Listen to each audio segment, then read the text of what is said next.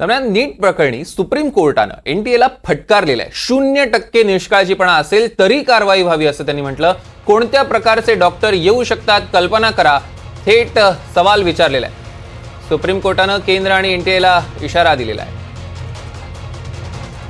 या संदर्भातले अधिकचे अपडेट्स घेऊयात. महेश बागल आपले प्रतिनिधी आपल्यासोबत फोनलाईन वरून जोडले गेले. त्यांच्याकडून महेश, सुप्रीम कोर्टानं एनटीएला फटकारले असं कळतंय, काय म्हटलंय त्यांनी नेमकं? नक्कीच नीटच्या परीक्षेवरून मोठा वाद निर्माण झाल्यानंतर या संदर्भात सुप्रीम कोर्टामध्ये वेगवेगळ्या याचिका दाखल होत असताना आज पुन्हा एकदा दाखल याचिकांवर सुनावणी होत होती आणि या दरम्यान एनटीएचे कान सुप्रीम कोर्टाने उपटलेले आहेत.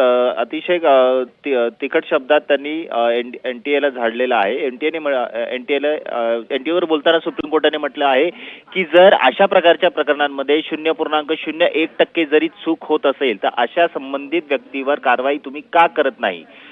जर अशा प्रकारच्या गोष्टी घडत असतील तर भविष्यात जे निर्माण होणारे डॉक्टर असतील त्यांचा जो दर्जा आहे तो कुठल्या प्रकारचा आहे याचा विचार कधी एनटीएने केलाय का, असे खडे सवाल सुप्रीम कोर्टाने एनटीएला विचारलेला आहे.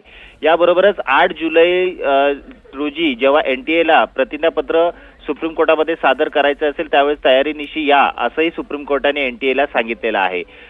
आता 8 जुलै रोजी एनटीएला सदरचं प्रतिज्ञापत्र सादर करायचं आहे आणि सुप्रीम कोर्टाकडे त्यांनी काय काय यामध्ये उपाययोजना केलेल्या आहेत, कशा प्रकारे हा प्रकार घडला आणि त्यामध्ये संबंधितांवर कुठल्या प्रकारची कारवाई करण्यात आलेली आहे असं त्यांना सुप्रीम कोर्टाला सांगावं लागणार आहे.